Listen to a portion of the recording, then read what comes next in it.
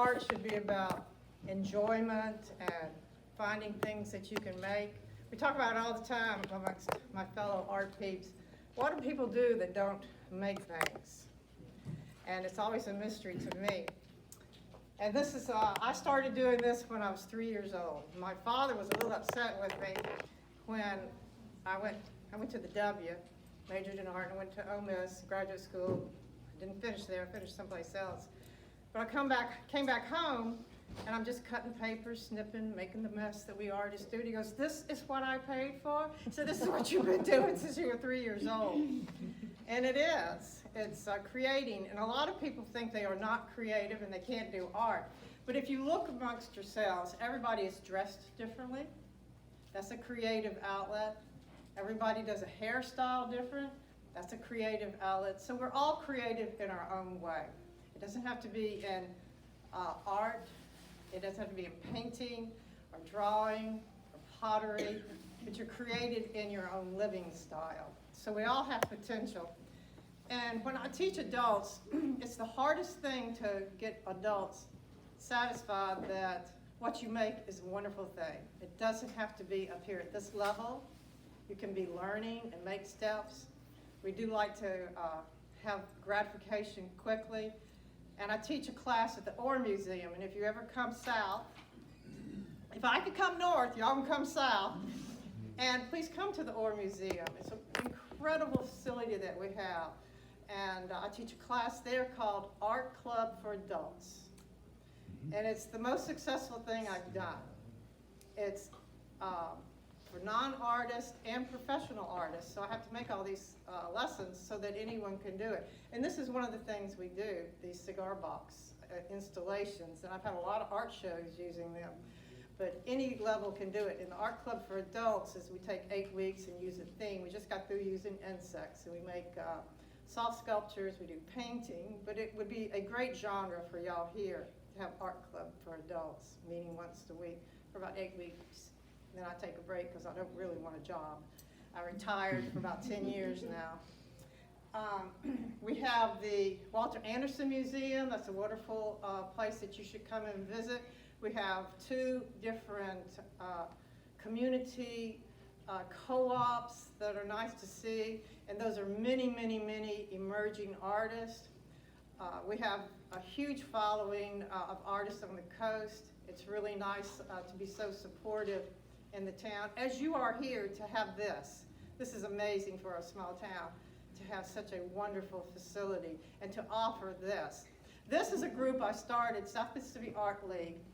It's 16 artists, and they were all friends, and I knew they were dedicated to art, and it's not that they are art majors or that was their career. We have a nurse, we have teachers, we have many different type of, some that just are hobbyists, but they all do art every day.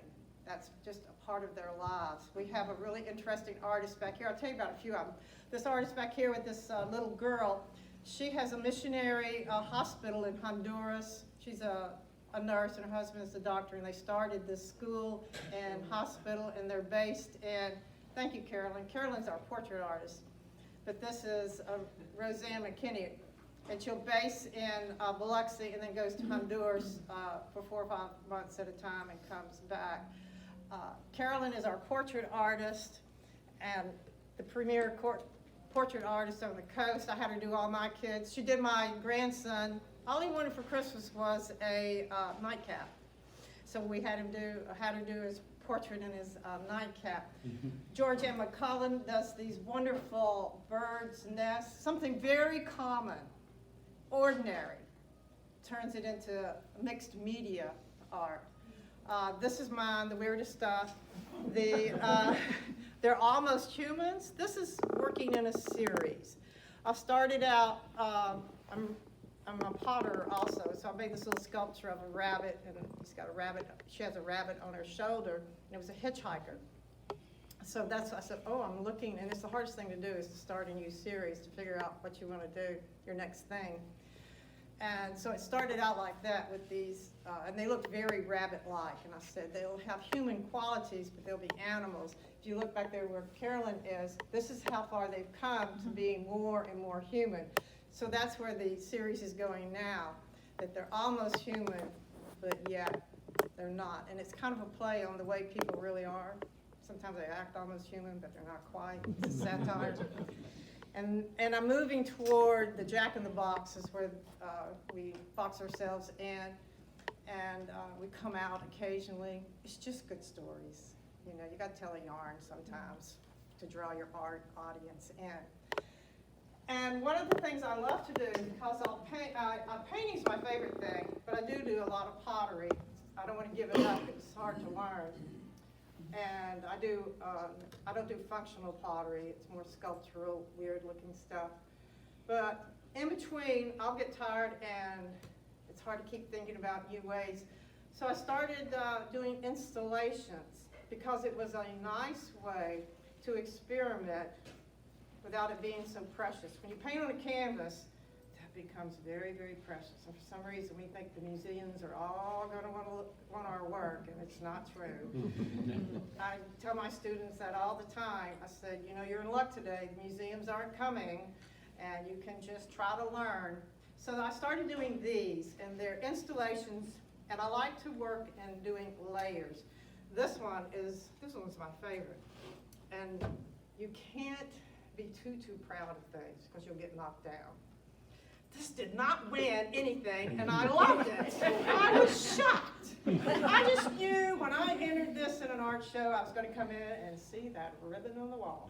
It didn't happen. And I said, how more creative can a human get than this? And this ball represented, I did a whole series with this, and the ball represented opportunities. It was an icon for that. And these are made with collage material and painting and layers of different things.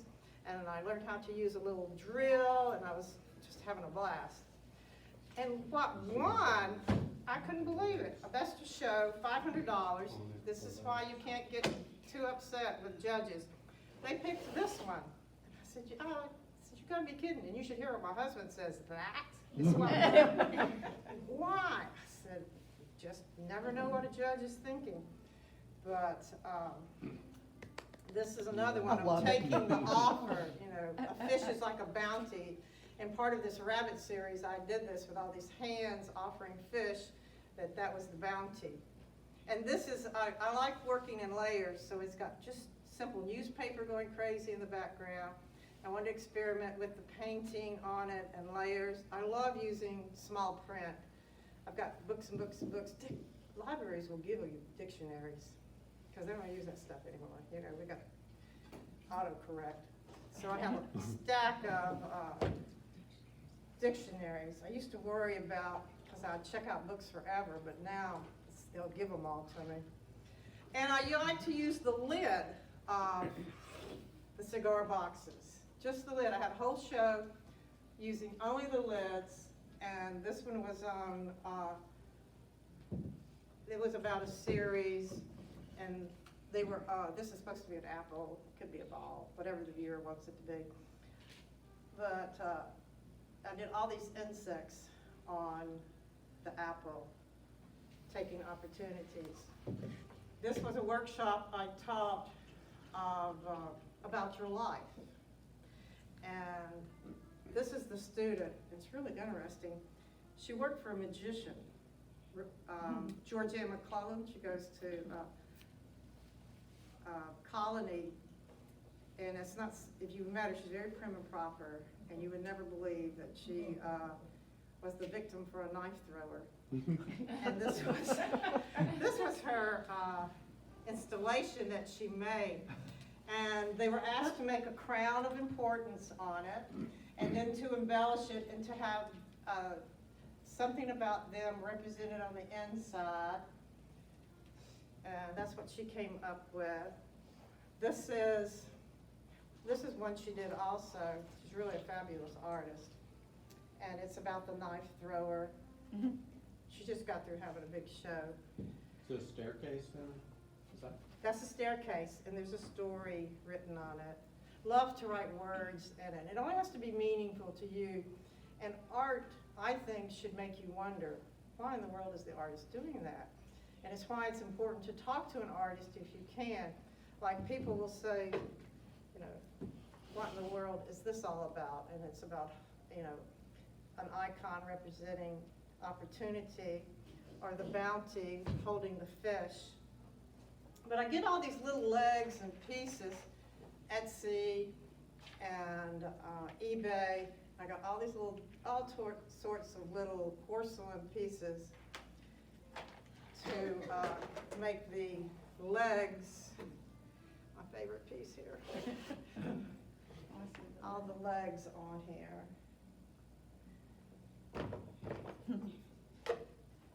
This one was about the passing of time. But notice how there's layers in it. And this is not anything expensive in material-wise. It's just cardstock. Sometimes it's watercolor paper and collage material. But it's got such nice depth to it, going to the back, and then another layer and another layer. This is a self-portrait. That's me. And this one's, I've had it a while. And I put myself on the inside, and how sometimes I make the world go upside down. My husband can tell you that. He's an engineer, and it's not good for them to be married to artists. It's so bad we had to divide up the house. He has his side that he collects art because he likes a different art than I do. But we wanted the marriage to last. Things were looking good. We even divided the yard up. The front yard's all symmetrical and boring. The backyard is a lot more interesting, which was mine. He does call it goofy golf, but it's a lot more interesting. This was a series I did for an architect about the weight of the world on you. And I did a lot of these. And sometimes I'll work small on this, getting ready to make something big. See if it works small. It doesn't always transpose, right? And we were talking about that, how just because you do make this painting and give it your life, doesn't mean it's going to turn out. There are paintings under that painting where that rabbit is, holding a hand like that. So don't get discouraged. I have this great saying, and my son gave this to me. He's an artist. You get ready to do a painting. Oh, this is going to be great. This is the greatest idea I've ever heard. I'm going to do these jack-in-the-boxes. This is going to be wonderful. Then you get started, and you go, oh, this is not so wonderful. This is pretty hard. And then you say, well, I'm just a piece of SH. I'm just terrible. This isn't working for me. And then the next one, this is horrible. Then finally it begins to come around. Well, I think I'm going to make this work. And that is the way art is. It's called artwork. It's not art easy. It's a lot of work, and it doesn't always happen. And I still take classes myself, and I'm 73 years old. I love to take classes. I go on YouTube and take lots of tutorials. So you never stop learning. I'm trying to keep the brain active and not resting. And this was a real challenge to do this. During COVID, I did this.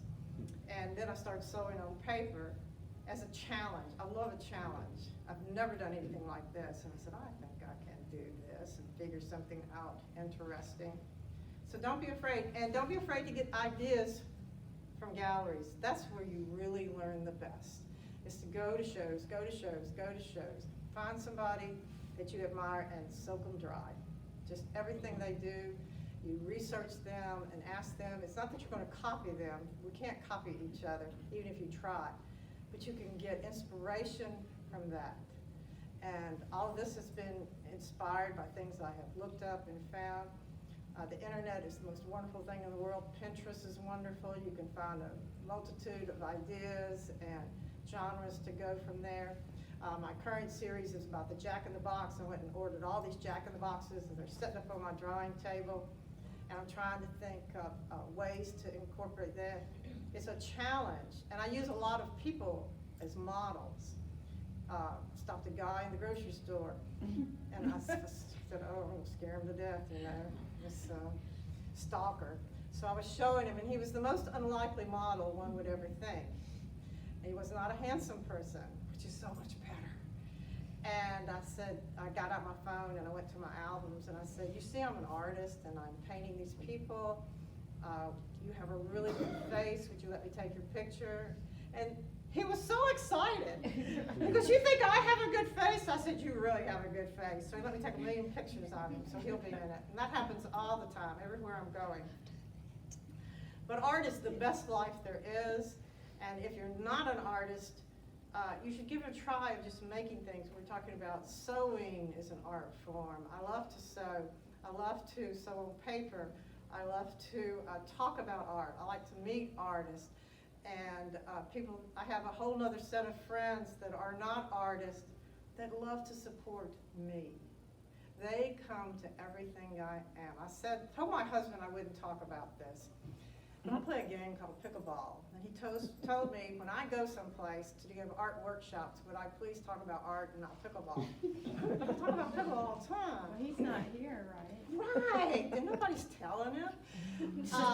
But that whole group of people they have nothing to do with art. They're not never had art in their life. They come to everything I do. They want to see me succeed, and you need to think about reciprocating that as an artist, that you go and support what they're doing. We're a community. When I set up my art classes, I set them up in groups because I want it to be a community of people where we all help each other.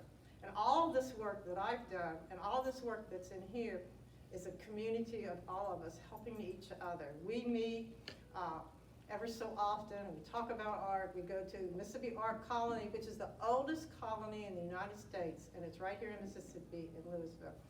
And for a week, we just feed off of each other, trash talk each other, enjoy each other.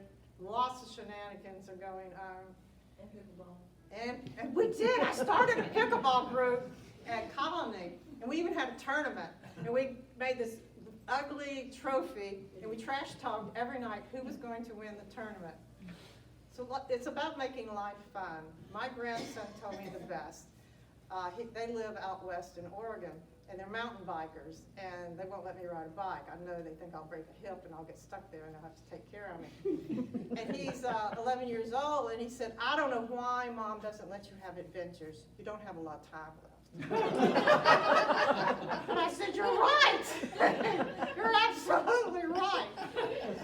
So now it's my mantra. I don't have a lot of time left, so I better do all of this, have a good group going, keep a good group. Even if you're not in a group, you find people that appreciate you and you appreciate them, and it's a really good life. And thank y'all for coming. I didn't expect this. This is a hard night, a Friday night, it's family night, and thank you. I appreciate you.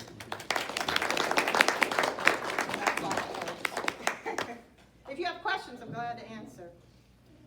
But I think have a we covered question. lot. You were talking about, when we were looking up here earlier, about judging art. Yes, I love to Say do something that. about that. I love to judge art, and I've had it tossed out, my ideas about my winners before, because I'll never forget one time I had to judge a coloring contest for the junior league or something. It was horrifying, because I taught art for elementary majors, and I said, and I told my daughter, you will not give my grandchildren coloring books. They will have blank sheets of paper. So it was a coloring sheet thing. And anybody that colored on the outside, I gave them an award. So I'm a good example of not getting emotionally involved with your piece that you're going to win. Like, I still don't know why I'm going to win. I'm really pissed about that. Yes.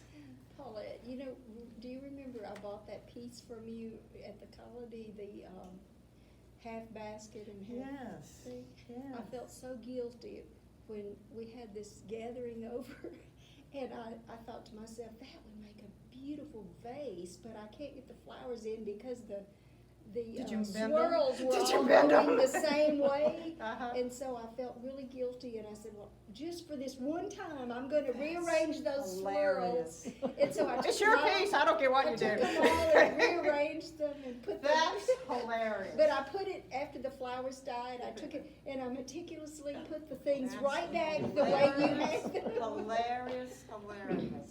Very creative, I'm impressed. But it was a beautiful arrangement in that texturous, Yeah. fibrous. I like to do so weaving pretty. on top of pottery. But back to judges, there's been plenty, I asked, what in the world, and I didn't use what in the world, were you thinking when you gave that an award and not that? And what were you thinking when this one doesn't have any drawing skills and they win? But that's when you can't get so upset about it. Or that you don't get in shows. When you're trying to reach a higher level and you're entering jury shows, you're gonna get knocked down, knocked down, knocked down, knocked down, because the judge only can see from their perspective. And a lot of, your stuff will get in, a lot won't, and it's shocking. So don't, you can cry for a minute, and then you pull up your bootstraps and you keep on going. Teachers were the same way, just like judges. I had a teacher tell me my palette looked better than my painting one time. And it made me so freaking mad after I went to my dorm room and cried. I said, I just showed him. And it worked. I got really better. And judging is the same way. You work to get really better. I will do this, and I suggest this. You go research that judge and see what their genre is and what they do, what they like. Like our Colony has a traveling show, and it's juried. And sometimes I get in, and sometimes I don't. And sometimes we're going, I didn't get in? I can't believe it. And you've got all these other people that are your friends there, and we're all looking to see, did she get in? Did she get in? She didn't get in. Oh my. She's going to be upset. You know, you may have to go for a walk in the woods and then come back. But look up what that judge likes, and that'll give you a hint. If they use bright colors, they're not going to want this moody piece of work, probably. And if they're not an academic judge, it's toss it out. We don't know what they're going to like. I like the academic ones a lot better because they know design, they know a background, they what it takes to make a piece. It doesn't have to be in their style. But the biggest advice I can give you is you don't let any judge stop you. You show them. You go, girl. We don't give up. And I get in some and some I don't. I'm shocked.